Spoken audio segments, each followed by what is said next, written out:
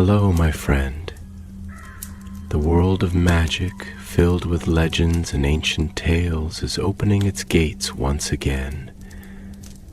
Tonight, in the Gryffindor dormitory by the crackling fireplace, I will share another story with my friends. Join us, for the magic is about to come alive. The silver moonlight poured through the towering windows of Malfoy Manor, pooling in ghostly ribbons upon the marble floors.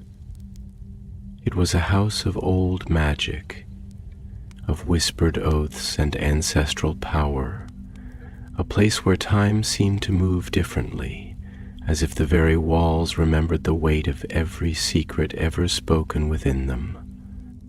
Tonight, the air was thick with silence, the kind that stretched deep into the bones of a man.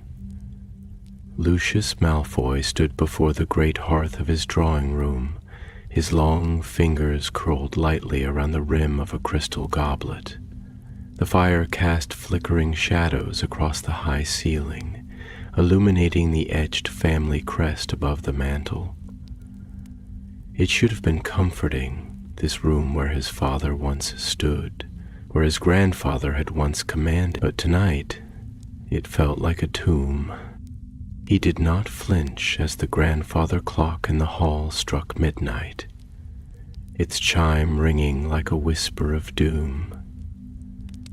Midnight, the hour when most men slept, when dreams stirred and softened the waking mind. But not Lucius.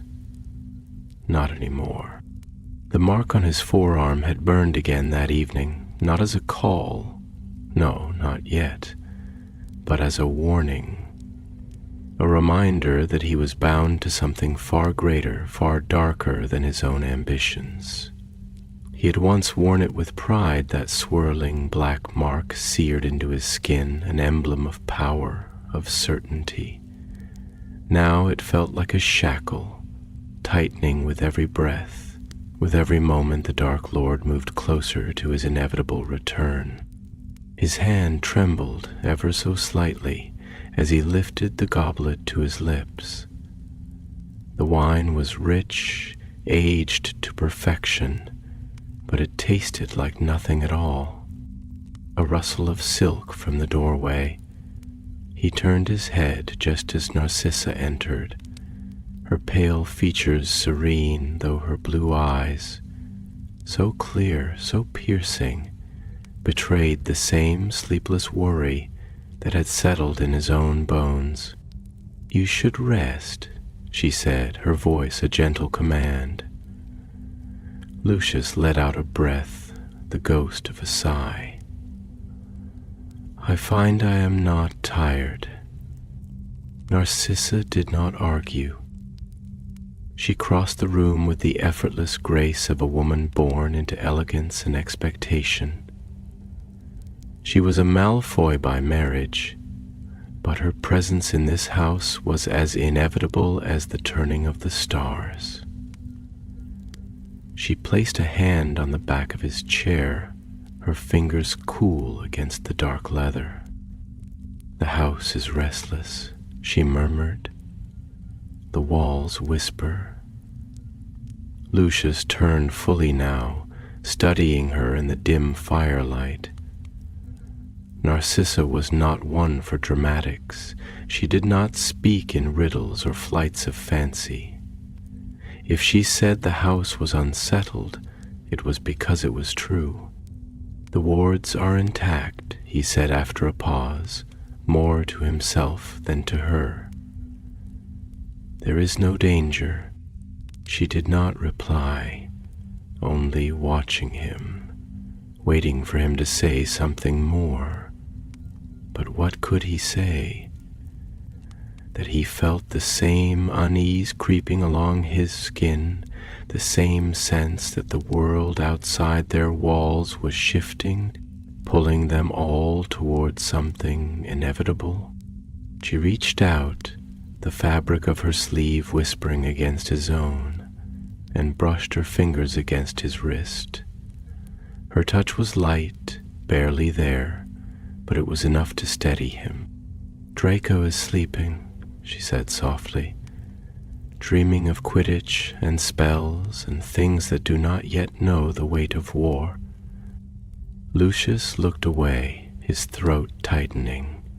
His son, the only piece of himself he had ever been certain of, the only thing in his life not dictated by duty, by the demands of blood and legacy. Draco had been born into a world of gold and power, raised on the teachings of the old ways, trained to walk the same path his father had. And yet, Lucius knew with a deep, quiet certainty that Draco was still untouched by the darkness that had long since wrapped itself around his own soul. How long would that innocence last? He swallowed, forcing the thought away. "I will join you soon," he said, though they both knew it was a lie. Narcissa studied him for a moment longer before she nodded, gliding silently from the room, her absence leaving behind only the soft scent of lavender and something heavier, something like sorrow. Lucius exhaled and turned back to the fire. The goblet in his hand was nearly empty, though he did not remember drinking. Outside, the wind howled through the trees that lined the edge of the estate. The night stretched on, quiet and watching, and somewhere in the distance, beyond the gates, beyond the rolling hills of Wiltshire, beyond the comforts of old stone and ancient magic, the darkness stirred. It would not be long now, not long at all. The night pressed against the windows like a living thing, a vast and silent force stretching its tendrils over the Malfoy estate, its breath cold upon the ancient glass panes. The darkness outside was thick, velvet, thag, wrapping around the manor in a cocoon of uneasy stillness. The wind, restless and insistent, stirred the skeletal branches of the elms that lined the long driveway, their spindly fingers scratching against one another with a sound like whispered secrets, the kind that filled the halls of old families and never truly died. Somewhere beyond the gardens, an owl hooted, a lonely, dissonant note in the quiet expanse of the Wiltshire countryside. Even the stars, high above, seemed distant and indifferent, their cold light pale and remote, as if unwilling to touch the land below. Lucius Malfoy stood before the great fireplace of the drawing room, watching the flames shift and twist, their golden tongues licking hungrily at the air, illuminating the polished marble like the reflections of restless spirits. The fire should have been warm, should have seeped into his skin, but the chill in his bones was not one that could be dispelled by simple heat. It was something deeper, something that had taken root long ago, growing slowly, insidiously, like ivy creeping up the walls of an abandoned house, weakening the stone beneath, waiting for the moment when the whole structure would crumble. His thoughts were heavy tonight, thick and tangled like the smoke that curled in delicate tendrils toward the high ceiling. His mind, always a place of measured precision, of cold, calculated reasoning, was now a battlefield between duty and doubt, between the weight of his bloodline and the growing dread that no amount of influence, no wealth, no carefully woven alliances would be enough to protect the thing that mattered most. His family. His fingers, long and elegant, traced absent-mindedly over the smooth curve of the goblet in his hand, feeling the cool bite of silver against his skin. He had filled it again, though he barely remembered doing so. The wine was deep and rich, a vintage older than his grandfather, but tonight it tasted bitter, heavy with the weight of unspoken fears. He lifted it to his lips, but before he could drink, a soft rustle of silk broke the silence, and he turned his head just as Narcissa entered the room. She moved like moonlight, graceful, unhurried, a vision of pale serenity against the darkened chamber. Her robes, the color of winter frost, trailed lightly over the marble floor, and her long platinum hair, unbound for the night, shimmered as she crossed the room. There was no hesitance in her step, no uncertainty in her expression, and yet Lucius knew her too well to be deceived. Beneath that composed exterior, beneath the cold elegance that had been bred into her since birth, there was worry, and where Narcissa worried, it was never without cause. "You should come to bed," she said, her voice soft but firm, the kind of voice that left no room for argument, only the quiet implication that she already knew he would refuse. Lucius turned back toward the fire, inhaling slowly. "Sleep does not come easily tonight," he murmured, his voice carrying the faintest edge of weariness, though he masked it well. "There are too many thoughts, too many—"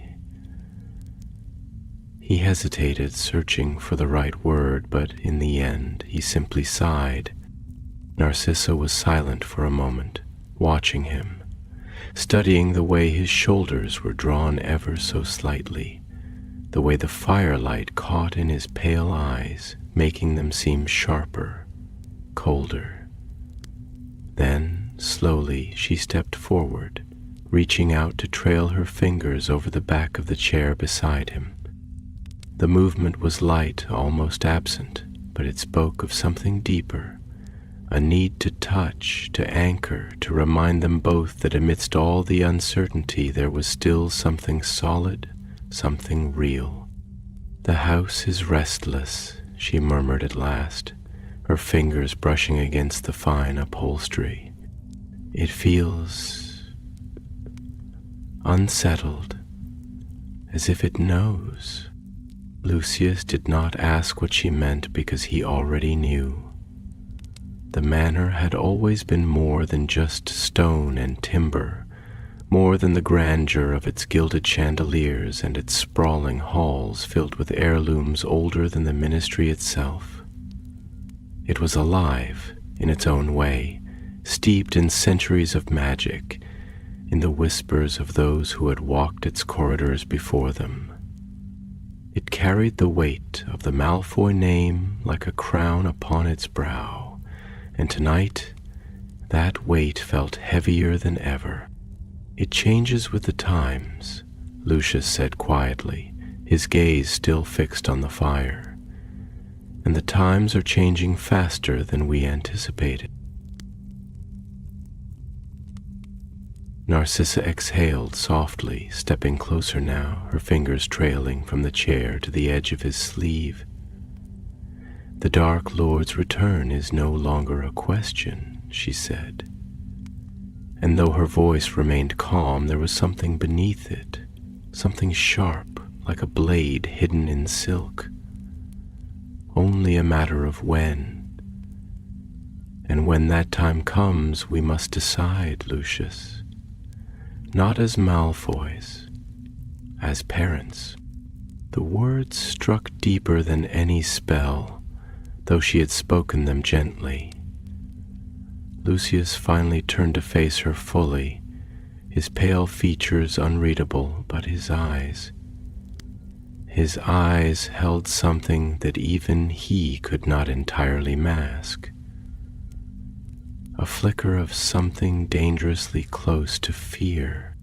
"It was easier before," he said at last, his voice lower now, threaded with a quiet intensity.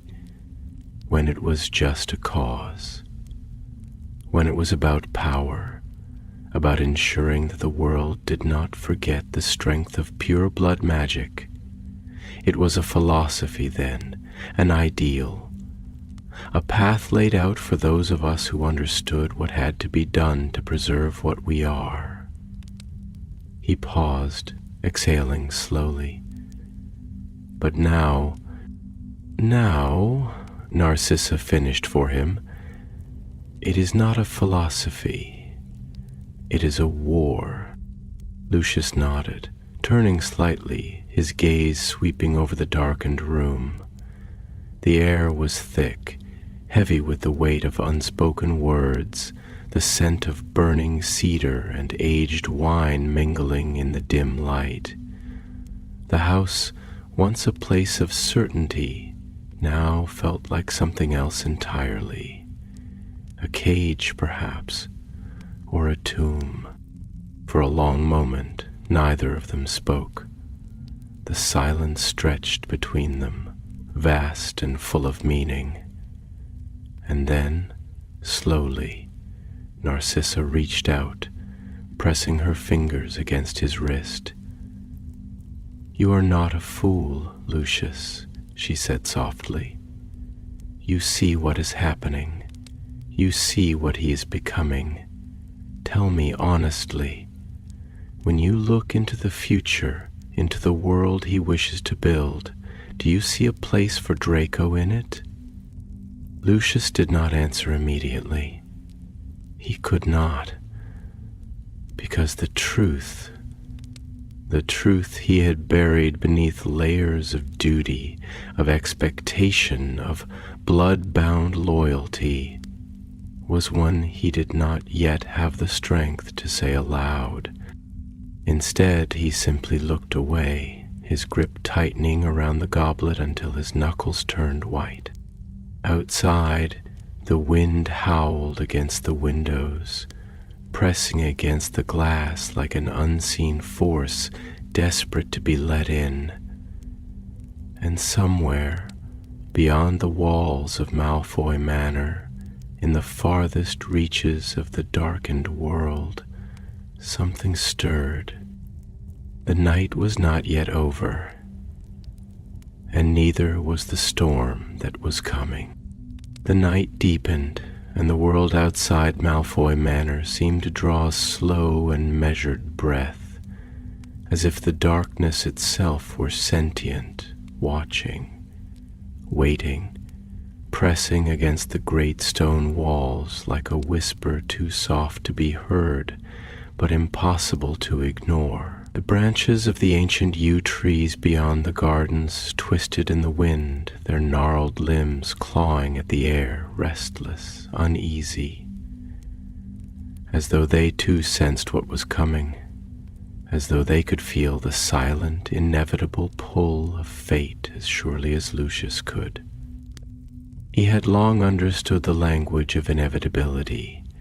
It was written into the very blood of old wizarding families, woven into the crests that adorned their halls, the rings that bound their fingers, the whispered histories passed from father to son in dimly lit rooms filled with the scent of burning parchment and aged wood.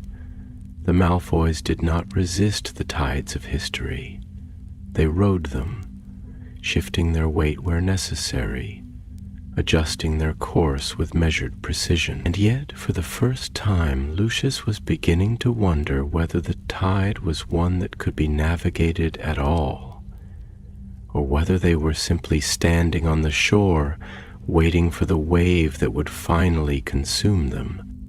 The fire burned low now, the embers pulsing in the hearth like a dying heartbeat, casting long, flickering shadows that reached hungrily across the marble floor. The air was thick with the scent of smoldering wood and the faint remnants of wine, and somewhere in the distant corridors of the house, the grandfather clock struck 1, a hollow, distant chime, marking the slow and measured march of time, indifferent to the burdens of the men who walked beneath it. Lucius exhaled, tilting his head slightly, his gaze unfocused, lost in the shifting dance of fire and shadow before him. Narcissa was still there, though she had moved now, her fingers trailing absently along the edge of the mantelpiece, her expression unreadable, her thoughts locked away behind the practiced stillness of a woman who had spent her entire life learning the art of quiet control. He had always admired that about her, her ability to hold herself in perfect, unwavering composure, to exist within the confines of their world with an elegance that seemed effortless, as though she had been sculpted from ice and moonlight, untouchable, unshaken. And yet, even now, even here, in the sanctuary of their own home, he could see the faintest trace of tension in her posture, the subtle way her fingers pressed just a little too firmly against the polished stone, as though grounding herself against something she could not name. "Lucius," she said at last, her voice quiet but edged with something that made him turn, made him meet her gaze fully, because there was something in it that he had not seen before. Not fear, not yet, but something close to it, something deeper, more insidious. "What will you do when the time comes?" He did not answer at first. He let the question settle between them, let it fill the space that had been growing all evening, the silence thick and heavy, pressing against his ribs like the weight of something unseen. He knew what she was asking, even if she did not speak it plainly. Would he stand at the Dark Lord's side as he had sworn to? Would he take Draco's hand and place it in the grasp of fate? Allow him to be swept into the storm that was brewing, that had always been brewing? Would he watch as the world they had so carefully built, brick by brick, lie by lie, began to crack beneath the weight of the war that was coming? He set his goblet down carefully, deliberately, his fingers tracing the rim before he spoke. "I once believed," he said slowly, his voice measured, as though he were piecing the words together as he spoke them, "that power was something solid, something that could be shaped, held, passed down through generations like an heirloom, something tangible and immutable.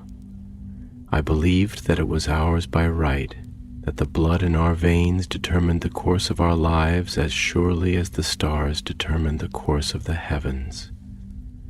And yet, the more I have seen, the more I have done, the more I have begun to wonder whether power is not, in fact, the thing we hold, but the thing that holds us."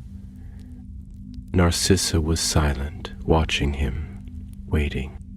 Lucius exhaled softly, shaking his head.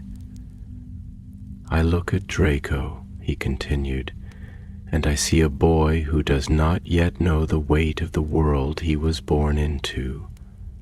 He has been raised in a house of certainty, in a world where the past is as much a weapon as it is a shield. And yet, when I look into his eyes, I see something that I do not know if I ever had myself." He hesitated, his voice growing quieter. "I see doubt." Narcissa's fingers stilled against the mantle. "You fear that he will not follow the path you have laid for him," she said, though there was no accusation in her tone, only quiet understanding. Lucius met her gaze. "I fear," he said, "that the path I have laid for him is one that leads only to ruin.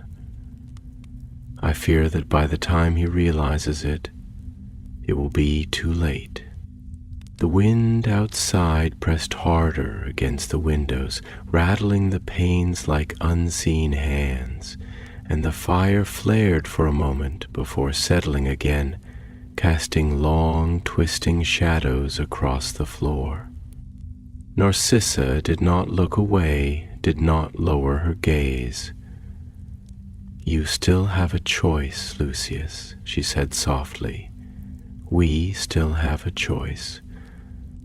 He let out a quiet breath, a sound that was almost a laugh, though there was no humor in it. "You speak as though there is ever truly a choice," he murmured, tilting his head slightly, studying the flames. "But tell me, Narcissa, have we not always been bound by something far greater than ourselves? By our names, our blood, the weight of all that came before us? We were born into a legacy that does not bend, that does not break. What choice is there, truly, when the path has already been written for us?" She was quiet for a long moment, her expression unreadable. Then, finally, she moved closer, stepping into the firelight, the glow casting soft shadows against her face. "Perhaps," she said, "it is not the path that is written, Lucius, only the expectations of those who walked it before us." The words settled in the air between them, something unspoken lingering beneath them, something fragile, something that neither of them dared touch. He closed his eyes briefly, exhaling through his nose, his fingers pressing lightly against his temple. The weight of it all, the choices, the expectations, the quiet, relentless inevitability of what was to come, settled heavier against his ribs, pressing into his lungs like iron. Outside, the wind continued to howl, and somewhere far beyond the walls of Malfoy Manor, the world shifted, the tide rising higher, inch by inch, ready to pull them under. The night was not yet over, and neither was the storm that was coming. The wind outside had risen, an insistent howl against the ancient stone of the manor, slipping through the cracks of windows and doors like an unseen specter, curling around the high towers and slithering along the narrow corridors as though the night itself were whispering, searching, waiting. The house was vast, sprawling in its silent grandeur, but tonight it felt smaller, as if the walls had drawn in around them, as if the space between the past and the future had tightened into a single inescapable moment. The weight of lineage pressed against the very air, unseen but tangible, clinging to the heavy draperies, the gilded mirrors, the dark walnut bookshelves that lined the study like silent sentinels of forgotten wisdom. Lucius stood in the center of it all, his silhouette long and lean against the dying firelight, his breath measured, his thoughts stretched thin and taut across the length of his own existence. He had spent a lifetime mastering the art of control, of keeping his voice calm, his expression impassive, his movements deliberate. But tonight the veneer was beginning to crack. The words Narcissa had spoken lingered in the air like a spell not yet cast, full of quiet implications and dangerous possibilities. And he felt the gravity of them settling into the spaces between his ribs, pressing down with the slow, inevitable weight of truth. For a long moment he did not speak, only ran his fingers along the stem of his goblet, tracing idle patterns against the cool silver, feeling the way the metal pressed back against his touch, solid, unmoving.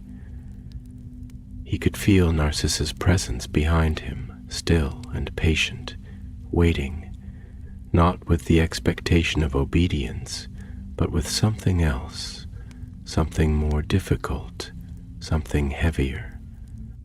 When I was a boy, he said finally, his voice low, thoughtful, threading through the stillness like the first breath of wind before a storm, my father used to tell me that power was a river. He would sit me in this very room with its dark wood and its heavy books and its endless stories of the men who had come before us, and he would say, "Lucius, power is not something that you seize nor something that you hoard. It moves, it flows, it carves the earth beneath it without ever asking permission. It does not hesitate. It does not concern itself with morality or consequence. It simply is."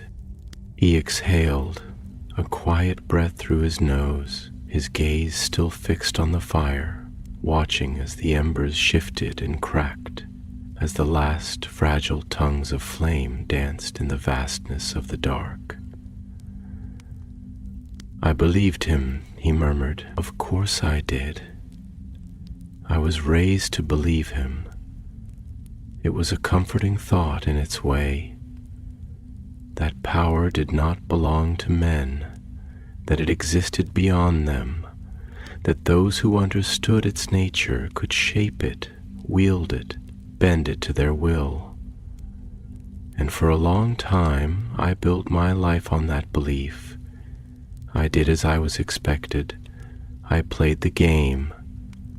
I shaped the river as best I could.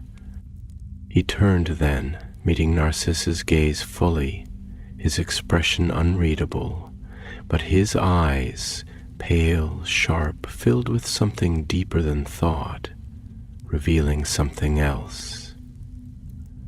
"But I was a fool," he said, his voice quiet, almost distant, as if he were speaking not to her, but to himself, because rivers do not flow without cost.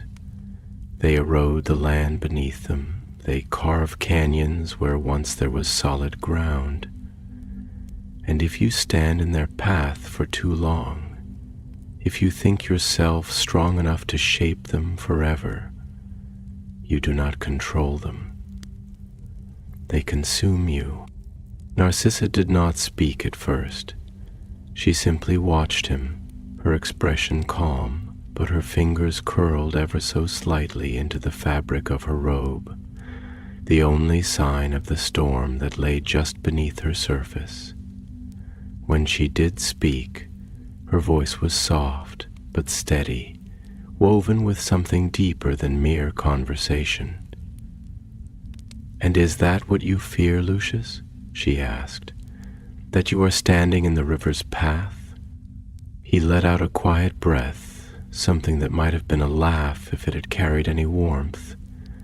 "No," he admitted, tilting his head slightly. "I fear that I have already been carried away." The words hung between them, suspended in the heavy air, weighted with meaning that neither of them could quite bring themselves to name.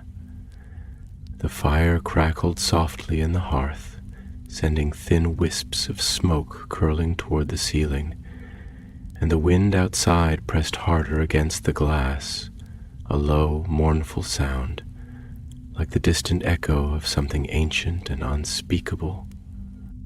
Narcissa stepped closer, reaching out to trace her fingers lightly over the edge of the chair beside him, her movements slow, deliberate, careful. "You have always been careful, Lucius," she said, her voice laced with something that was not quite accusation, but was not quite sympathy either.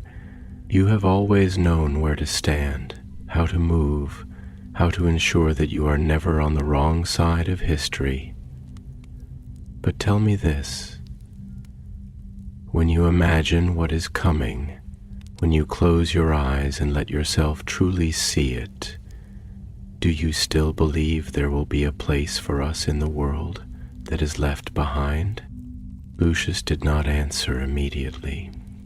He simply studied her, taking in the way the firelight caught in the silver of her hair, the way the tension in her posture belied the softness of her voice, the way her eyes, so keen, so knowing, held him in place with the quiet insistence of a question that could not be ignored. He lifted his hand then, pressing his fingers lightly against the bridge of his nose, exhaling slowly. "I used to think," he murmured, almost to himself, "that history was written by those who survived it, that the names in our books, the stories that endure, the legacies we pass down, they belong to those who knew how to endure, how to adapt, how to reshape themselves into whatever the world demanded of them. But I wonder now if that is only half the truth. I wonder if history is not written by the victors but by the ones who are willing to burn for it, the ones who refuse to bend even when the fire comes." He lowered his hand, meeting her gaze once more, his expression unreadable. "And I do not know," he said, his voice quieter now, "if I am willing to burn." Narcissa inhaled, slow and measured, her fingers tightening just slightly against the wood of the chair. "Then you must decide, Lucius," she said, and though her voice remained soft, there was something in it, something final, something unwavering, that settled like a blade between them. "Because the fire is coming, whether you wish to stand in it or not." The wind howled again, a sharp gust against the windows, rattling the glass with sudden force, and for a moment the house itself seemed to shudder, as if it too could feel the storm pressing closer, could feel the weight of what was to come, settling into its bones. Lucius did not move. He only listened to the wind, to the slow, steady ticking of the clock, to the quiet, inevitable truth of it all. The river was still moving, and soon it would reach the sea. The storm had begun to take shape beyond the windows, its restless fingers pressing against the glass, rattling the great panes like an impatient visitor at the gate. The wind had risen to a spectral howl, winding through the trees that lined the manor's vast, rolling estate, rustling through the hedges of the gardens, slipping through the iron filigree of the balcony railings like a thief in the night. The sky, once a deep and endless black, was shifting, folding in on itself as thick clouds gathered like a siege above them, the moon nothing more than a pale ghost swallowed whole by the encroaching dark. Inside the manor, the light of the fire had dimmed further, its glow retreating, curling into itself, casting long and jagged shadows that danced and shuddered along the walls. The warmth of the room had waned, though no door had been opened, no draught had slithered in from the corridors beyond, and yet the air felt colder, denser, filled with something unseen but undeniable. It was the kind of cold that did not come from the world outside, but from within, the kind that grew in the hollows of men who had stood too long in the presence of decisions they could not escape. Lucius remained by the fireplace, one hand resting lightly on the polished wood of the mantel, his eyes distant, his features a careful mask of thoughtfulness, of control, though the tension in his jaw, the faint tightening of his grip, betrayed the quiet war that had begun to unravel beneath the surface. Narcissa had not moved either, her posture poised but rigid, her gaze still upon him, not accusing, not demanding, but waiting, patient and sharp, as though she could see the slow unraveling of his certainty before even he could acknowledge it himself. For a long moment, neither of them spoke, and the silence stretched between them, vast and heavy, not empty, but full of all the things that had not yet been said, all the things that could not be unspoken once they finally found their voice. It was a silence that was not still, but restless, alive, pulsing with the weight of what loomed ahead, of the choice that neither of them wished to name, but both knew had already begun to take shape. It was Lucius who finally broke the quiet, his voice low, even, but tinged with something distant, something weary, something that tasted of inevitability. There was a time, he said, his gaze still fixed on the fire, watching as the embers smoldered, their glow flickering like the last breath of something once grand, when I believed that the world could be shaped into something certain, something unyielding, something that did not bend to the whims of fate, but instead dictated its course. That was what we were taught, was it not? That blood determined destiny. That lineage was not simply a matter of inheritance, but of authority, of design. That the world did not belong to those who wished for it, but to those who had the strength to claim it. He turned then, his pale eyes meeting hers in the dim light, his expression unreadable but not empty. And yet, what is it that we have truly claimed, Narcissa?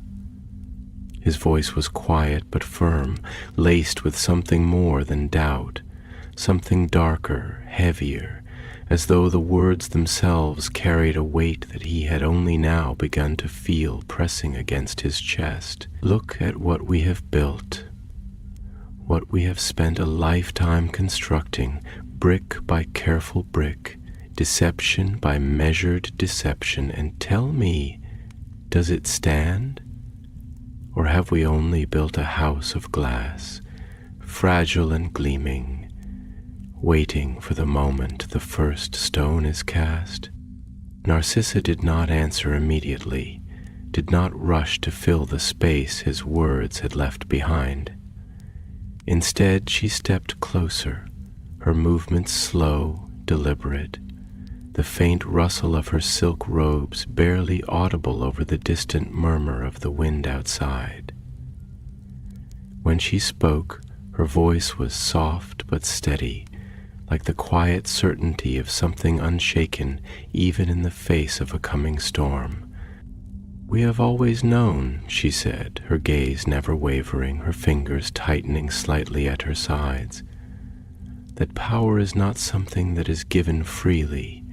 It is bought, Lucius, bought with loyalty, with sacrifice, with silence, and we have paid for it, have we not?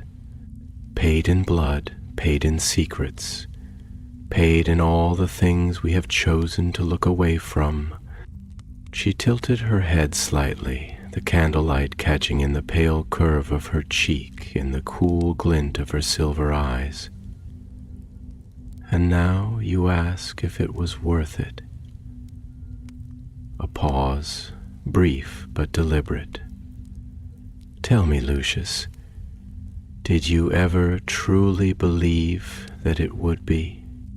Lucius inhaled slowly, closing his eyes for a moment before exhaling again, quiet but measured, his fingers loosening against the wood of the mantel. "I believed," he murmured, his voice almost too low to be heard, "that there was no other choice." Narcissa nodded slightly as if she had expected the answer, as if she had already known it long before the words had left his lips. "And do you still believe that now?" Lucius hesitated, not because he did not know the answer, but because saying it aloud would make it real, would strip it of the carefully constructed layers of justification that had kept it buried beneath the surface for so long. He thought of Draco, of his pale hands wrapped around the smooth, polished wood of a wand that had not yet known the weight of an unforgivable curse, of the way his voice still carried the sharp edges of arrogance, but none of the hardened conviction that came with true belief. He thought of the Dark Lord, of the hollow, burning stare that saw through men like parchment held too close to the flame, of the way his voice wrapped itself around his followers like chains lined with silk. He thought of himself, of the boy he had once been, sitting in this very room, as his father spoke of rivers and power and inevitability, and he thought of how easily he had accepted it all, how completely, how willingly. "No," he said at last, the word quiet but final, settling into the air like the first crack in the glass. Narcissa exhaled, something in her posture shifting, not in relief, not in triumph, but in recognition of the moment for what it was. "Then you must decide," she said softly, "what you are willing to do about it." Lucius turned away from the fire then, away from the dying embers and the shifting shadows, away from the weight of the past and toward the uncertainty of what lay ahead. Outside, the storm was closer now, the wind pressing against the walls with greater insistence, the trees beyond the windows bending and swaying beneath its unseen grasp. The world was moving, shifting, changing, and for the first time in his life, Lucius Malfoy did not know whether he would be able to shape it to his will, or whether he was simply another piece being moved upon the board, waiting for the moment when the hand that guided it decided to sweep it away. And for the first time he was no longer certain that he wished to play the game at all.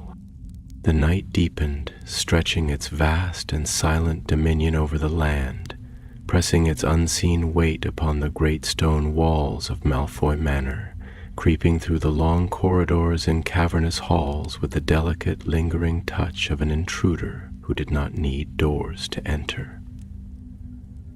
The air had thickened with the approaching storm, the scent of rain a distant promise in the wind, mingling with the cool, metallic tang of the ancient magic woven into the very bones of the house. Shadows flickered, stretching and twisting in the dim candlelight, their elongated forms shifting with the movements of the fire, curling over the marble floors like ghostly remnants of conversations long since silenced. Lucius stood near the window now, his fingers resting lightly on the cold glass, his gaze cast outward into the darkened expanse of the gardens beyond. The towering hedges, once perfectly manicured, seemed wild under the trembling light of the distant torches, their branches bending, shuddering with each gust of wind, their movements like silent figures writhing against the pull of invisible hands. Beyond them, the statues of his ancestors stood in their solemn, unyielding poses, their expressions etched in stone, unmoved by the shifting world around them, unaffected by the passage of time. They had watched over this land for centuries, standing witness to each generation that had walked these halls, each man who had carried the weight of the Malfoy name, each decision made in the name of legacy and preservation. And yet tonight they seemed smaller somehow, diminished beneath the weight of something Lucius could not yet name, something that settled in his chest like a whisper of doubt he was no longer able to ignore. He had always believed in the sanctity of lineage, in the immutable strength of tradition, in the quiet certainty that history was a thing one could control, mold, shape into whatever form best served the needs of those who understood its language. But now, standing here, with the world teetering on the edge of war, with the firelight casting long and uncertain shadows upon the faces of the men who had come before him, he wondered if he had been mistaken. He felt Narcissa's presence before he heard her steps, her approach as quiet and measured as the shifting of the wind. She did not speak immediately, nor did she demand his attention. She simply moved to stand beside him, her gaze following his to the storm-darkened horizon, her reflection faint in the glass, a pale silhouette against the flickering candlelight. There was something grounding in her presence, something steadying in the way she carried herself, as if even now, even with the weight of uncertainty pressing down upon them both, she would not allow herself to be shaken. When she finally spoke, her voice was quiet, but it carried within it the kind of certainty that did not need to be loud to be heard. "It is strange, isn't it?" she murmured, her fingers trailing lightly along the polished surface of the windowsill, her tone contemplative, distant. "How quickly the things we once thought unshakable begin to crumble. How swiftly the world reminds us that certainty is nothing more than a story we tell ourselves to keep the fear at bay." She turned slightly then, her eyes meeting his in the dim light, searching, measuring. "Do you feel it too?" Lucius did not answer immediately, his gaze lingering on the darkened garden, his fingers curling ever so slightly against the cool glass. "There was a time," he said at last, his voice low, reflective, woven with something that was not quite regret but was dangerously close to it, "when I believed that power was its own justification, that as long as one held it, as long as one wielded it wisely, nothing else truly mattered. That was what I was taught, what I built my life upon. That as long as we stood on the right side of history, the rest would fall into place." He exhaled slowly, shaking his head, a faint, almost imperceptible movement. "But history is not kind, Narcissa. It does not wait for men to shape it. It does not bend to our will as we once imagined. It devours, it erases, it leaves only what it chooses to remember.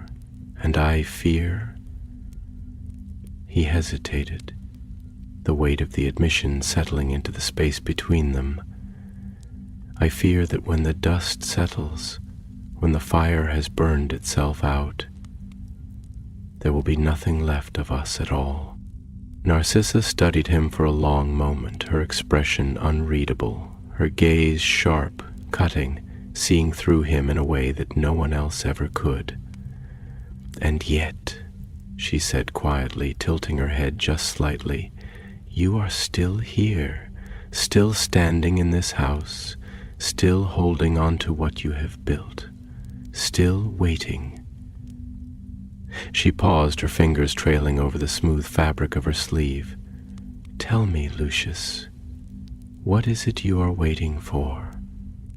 He closed his eyes for a brief moment, inhaling deeply, letting the question settle into him, pressing against the walls of his thoughts, forcing him to acknowledge the thing he had been so carefully avoiding. "Perhaps," he said finally, his voice barely above a whisper, "I am waiting for proof that I have not already lost."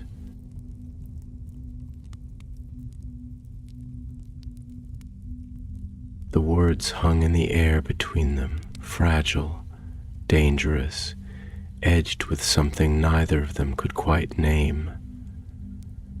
The fire crackled softly behind them, sending brief flashes of gold and orange flickering against the walls, illuminating the portraits, the gilded edges of old tomes stacked upon the shelves, the dust motes suspended in the heavy air. Outside, the wind howled, rising to a crescendo, rattling the great iron gates in the distance, bending the branches of the ancient trees, a warning, a promise, a whisper of things to come. Narcissa did not move, did not look away, did not let him retreat into silence. Instead, she reached out, her fingers brushing lightly against his wrist, grounding him in the moment, tethering him to something real. "Then I will ask you this, Lucius," she murmured, her voice as steady as ever, but beneath it there was something else, something softer, something pleading. "If you have already lost, if all of this," she gestured lightly around them, at the grandeur, the legacy, the house that had stood for centuries, "is nothing more than a fading illusion, then what is left? What do we have when the weight of it all is stripped away?"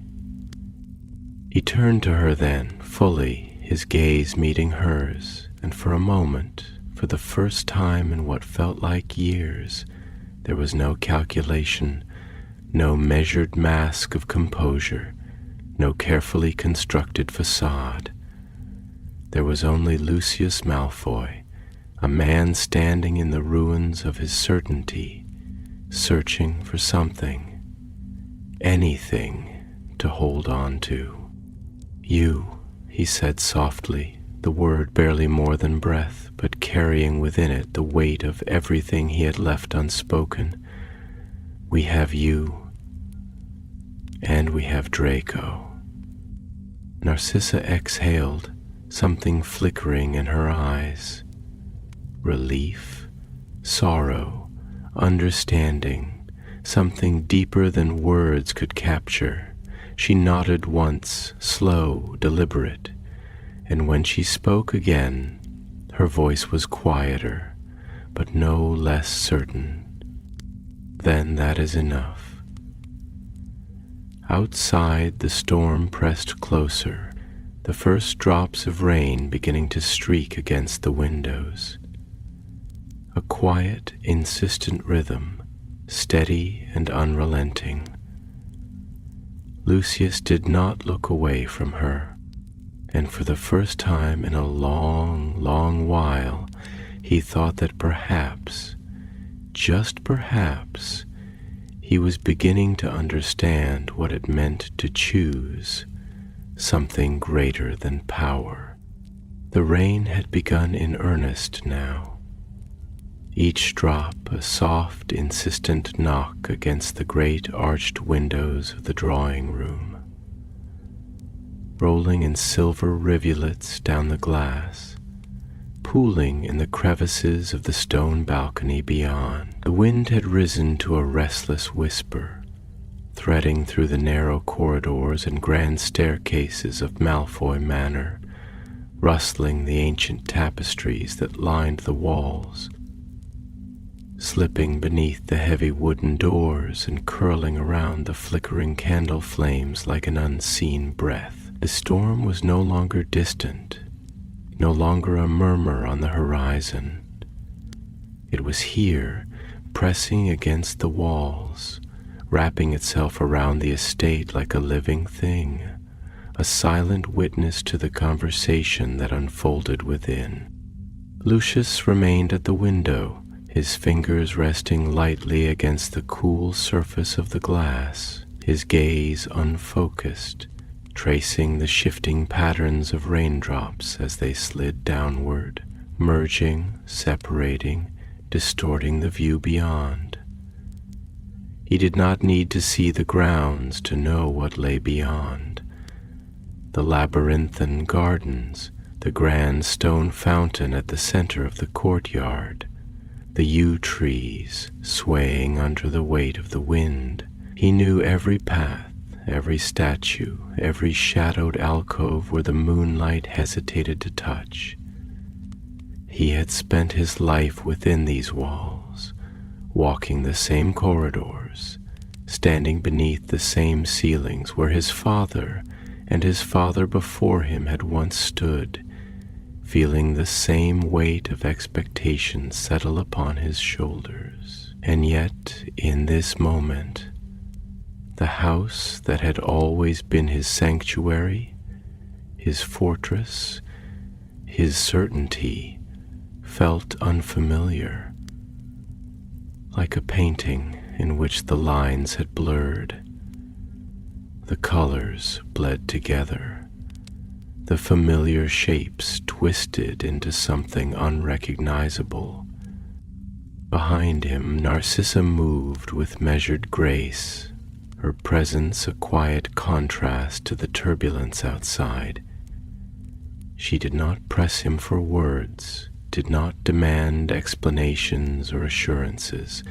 She simply waited, her fingers trailing along the back of the velvet armchair, her breath steady, though her eyes, sharp and knowing, remained fixed upon him.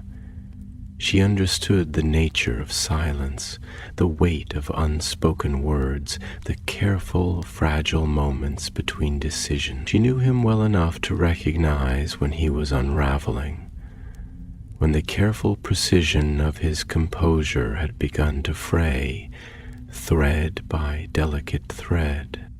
"You are not a coward, Lucius." Her voice, soft but unwavering, broke the stillness, each word deliberate, carrying the weight of something more than mere reassurance. Lucius closed his eyes for a moment, inhaling slowly, letting the words settle into the space between them. When he spoke, his voice was low, edged with something that might have been bitterness or exhaustion or both. A coward is merely a man who understands the price of losing before the battle has even begun. It is not cowardice to acknowledge inevitability, Narcissa. It is calculation. He turned then, his pale gaze meeting hers, something dark flickering beneath the surface, something restless, something that had not yet found the words to name itself.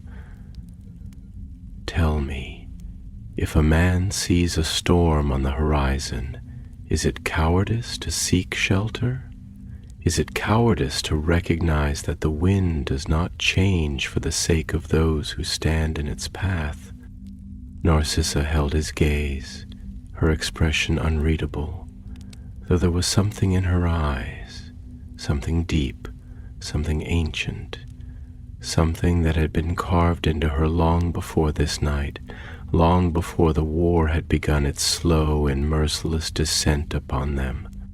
"No," she said at last, tilting her head ever so slightly, studying him as one might study a shifting tide, uncertain whether it was rising or receding. "But the difference, Lucius, is that a storm does not decide who is swept away and who is spared. A storm is indifferent. The Dark Lord is not." Lucius exhaled through his nose, turning back to the window, his fingers tightening slightly against the glass. "Indifference," he murmured, almost to himself, "is a mercy in the end." Narcissa stepped closer then, the rustle of her robes barely audible over the soft drum of the rain. "And do you believe that mercy will be granted to us?" He did not answer immediately. He let the question settle, let it unfurl itself within him, let it stretch its limbs into the corners of his mind, where fear and reason coiled together in uneasy silence. "No," he said finally, the word barely more than breath, spoken not with the resignation of a man who had accepted his fate, but with the quiet understanding of one who had finally begun to see the shape of the road before him.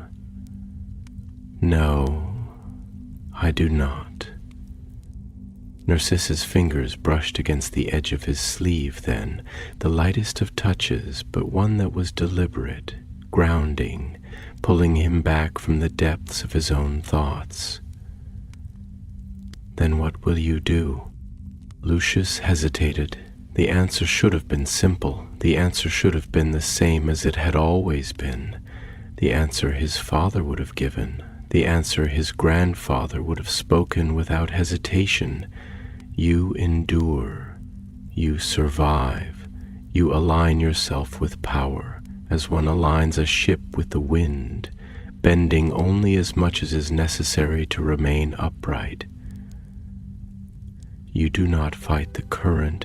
You do not swim against the tide. You make yourself indispensable or invisible. That is the way of men like us. But the words did not come, because for the first time in his life, he was beginning to understand that power, true power, was not simply about survival. It was about choice. It was about knowing when to bend and when to break, when to kneel and when to stand, when to hold on and when to let go. "I do not know," he admitted, and the words tasted foreign on his tongue, unfamiliar, as though they belonged to another man, one he had not yet learned to recognize. Narcissa nodded, slow, deliberate, as if she had expected as much. She did not offer empty assurances, did not try to soothe the edges of uncertainty that lingered between them. Instead, she reached out, placing a hand against his own, pressing her fingers lightly against the back of his palm, an anchor in the gathering dark. "Then we will decide together," she said, and there was something in her voice, something quiet, something steady, something unshakable that made him believe, if only for a moment, that perhaps they still had time. Outside, the rain continued to fall, each drop carving its path down the glass, tracing new lines, reshaping the landscape of the world beyond. The storm had arrived, but they were still standing. And for now, that was enough.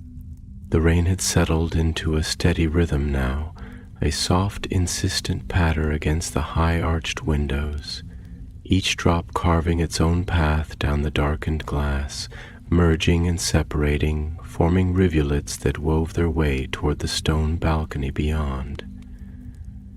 The storm had not passed, but it had changed, shedding its earlier violence for something quieter, more measured, as though the world itself had exhaled, its fury spent, leaving only the weight of what had been left behind in its wake. The wind still moved through the estate, slipping through the trees, winding around the great pillars that flanked the entrance to Malfoy Manor, carrying with it the scent of damp earth, of wet stone, of something older, something restless. It whispered through the corridors, stirring the heavy velvet drapes, pressing against the candle flames with invisible fingers, making the light tremble, flickering and uncertain, as if even the fire was no longer sure of its place in this house of shifting certainties. Lucius stood where he had always stood, by the window, the glass cool beneath his fingers, his gaze still cast outward, though he was no longer truly looking at the world beyond. His mind was a labyrinth, winding and tangled, filled with corridors that led only to dead ends, to questions that had no answers, to choices that had already been made long before he had ever realized there was a choice at all. He had spent a lifetime believing in the unshakable nature of power, in the sanctity of control, in the quiet, inexorable certainty that men like him, men of lineage, of wealth, of carefully cultivated influence, would always find a way to remain standing, no matter how the tides of history sought to pull them under. But now, as the storm raged beyond the walls of his home, as the weight of the Dark Lord's return settled heavier upon his shoulders, he was beginning to understand a truth he had spent years refusing to name. There were no safe harbors left. There was no place to stand where the tide would not reach. Behind him, the room was quiet, but not empty. Narcissa had not moved from where she stood, her presence as steady as the stone walls around them, her gaze lingering upon him, though she did not press him for words. She knew better than anyone how carefully he measured his silence, how much thought lay in the spaces between his sentences, how he turned over each possibility like a jeweler examining a gem for flaws, searching for the imperfection that would make the whole thing worthless. And so she waited, patient and unwavering, her fingers tracing the delicate embroidery of her sleeve, her breath even, controlled, though he knew her thoughts were anything but calm.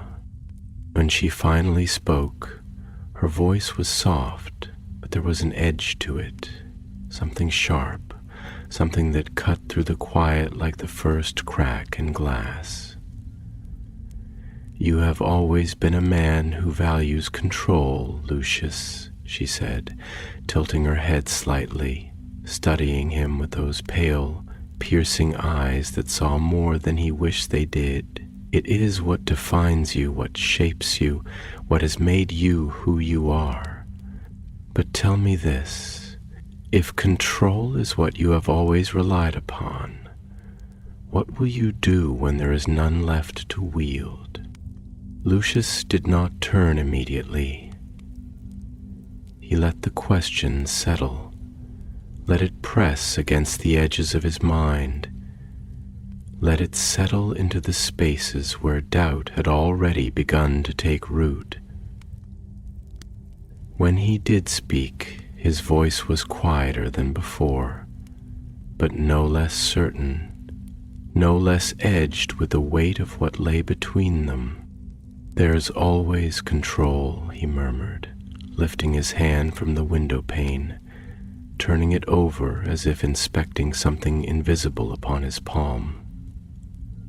"Even when it is taken from you, even when it is stripped away, there is still the choice of how you face what comes next. That is control.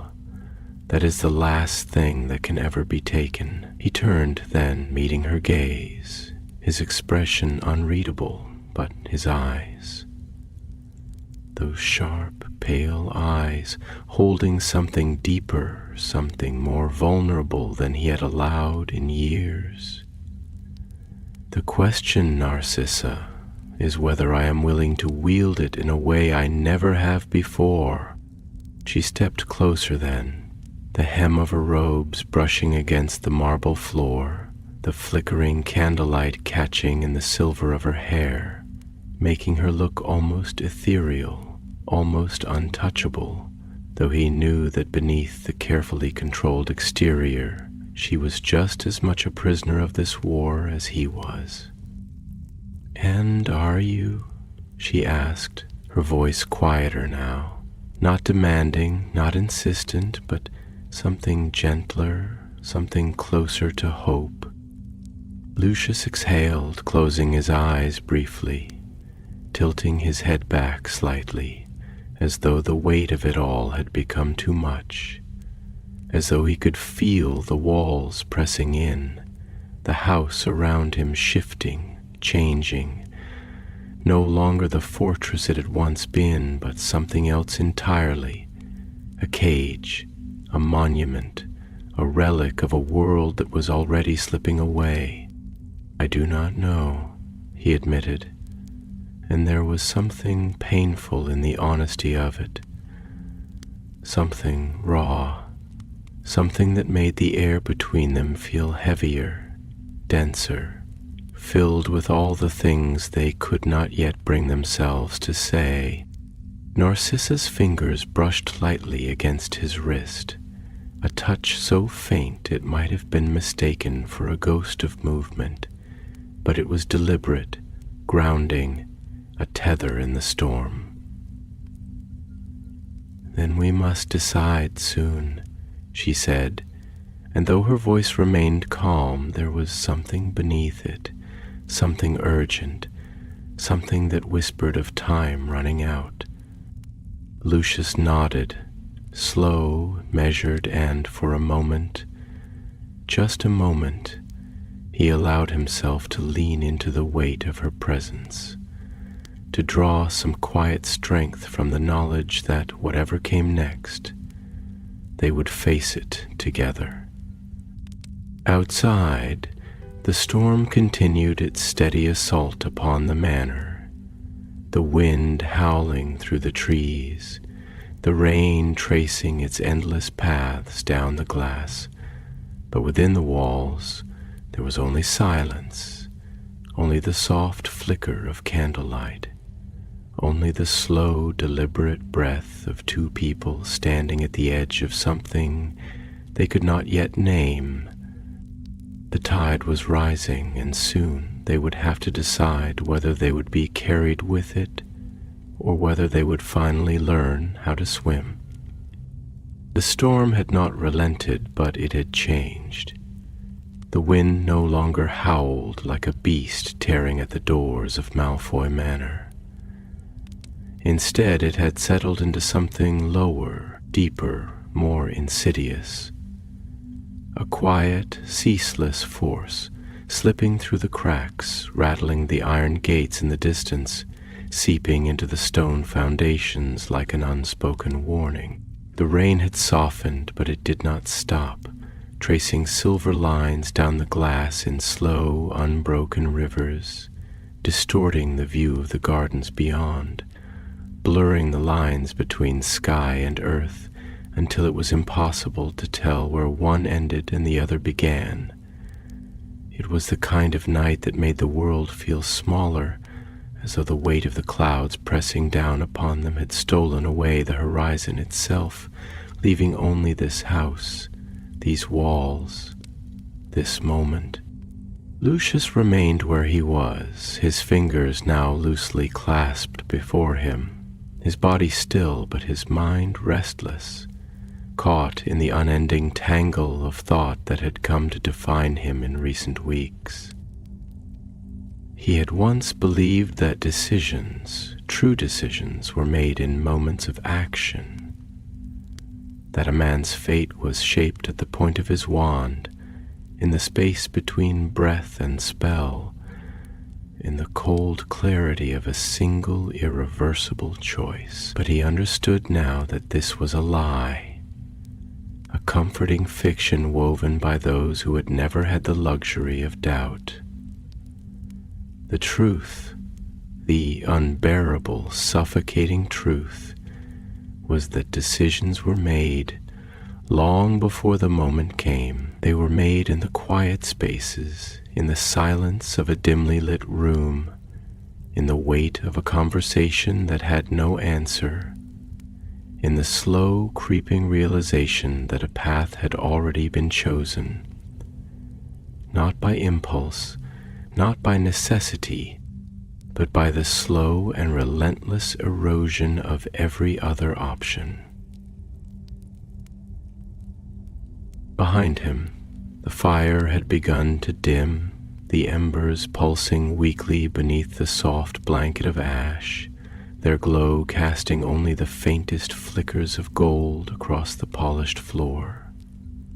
The room smelled of cedar and old parchment, of wax melting down the sides of forgotten candles, of something heavier, something worn and fraying at the edges, like the final pages of a book that had been read too many times, its spine cracked, its words fading. The scent of old magic lingered here, woven into the fabric of the house itself, into the gilded picture frames that lined the walls, into the dust that gathered in the corners of rooms that had not been used in years. It was a house that had known power, that had been built upon it, carved from it, fortified by it. And yet, tonight, Lucius could not shake the feeling that power was not something that could be held, not truly, not in a house, not in a name, not even in blood. Narcissa was still watching him, her presence steady, unwavering, but there was something in her gaze now, something softer, something closer to sorrow than certainty. He wondered, not for the first time, if she had always known they would end up here, if she had seen this moment long before he had even begun to suspect it. She had always been the more pragmatic of the two, not colder but wiser, her understanding of the world built not on idealism, but on quiet observation, on the knowledge that power was not a sword but a thread, woven through the fabric of their lives, holding them together, binding them to something far larger than themselves. And yet, even now, even standing on the precipice of what would come next, she did not look at him with disappointment or with fear, only expectation, only patience. "You've made your decision," she said at last, and though her voice was barely more than a whisper, it carried through the room as though it had been waiting to be spoken for a long, long time. Lucius closed his eyes for a moment, inhaling deeply as if to steady himself against the weight of it. When he opened them again, his gaze was sharp, clear, not with certainty, not with conviction, but with acceptance. "Yes," he said, and the word felt heavier than any spell he had ever cast. Narcissa exhaled softly, a slow, measured breath, not relief, not victory, but something close to understanding. She stepped forward then, reaching out, her fingers brushing lightly against his wrist, a touch that was not meant to comfort, but to ground. "Then we must prepare." Lucius turned his hand beneath hers, gripping her fingers lightly, an unspoken agreement passing between them, something older than words, something built from years of knowing one another in ways that no one else ever could. He thought of Draco then, of his son's sharp, eager mind, of the way he had always looked to him for answers, for certainty, for direction. He thought of the way he had tried to mold him, to teach him, to prepare him for a world that did not care for kindness, that did not reward hesitation, that did not forgive weakness. And he thought, with a kind of painful clarity, of how desperately he now wished to undo that lesson. "We will leave," Lucius said after a long moment, and the words felt strange in his mouth, foreign, like a language he had never spoken before but had always known existed just beyond his reach. "Not yet, not tonight, but soon." His jaw tightened slightly, the old habits of restraint, of control, fighting against the unfamiliar weight of surrender. There are still things that must be done, appearances that must be maintained. If we are to survive this, it must be done carefully. We cannot run blindly into the night like fugitives. That is not who we are. Narcissa nodded, her fingers tightening ever so slightly around his own. "No," she agreed, her voice steady. "That is not who we are." Outside, the rain continued its slow descent, no longer urgent, no longer demanding, but steady, patient, carving its path into the earth with quiet persistence. The world was changing, shifting, unraveling, and for the first time in his life, Lucius was not trying to hold it in place. For the first time, he was letting it go.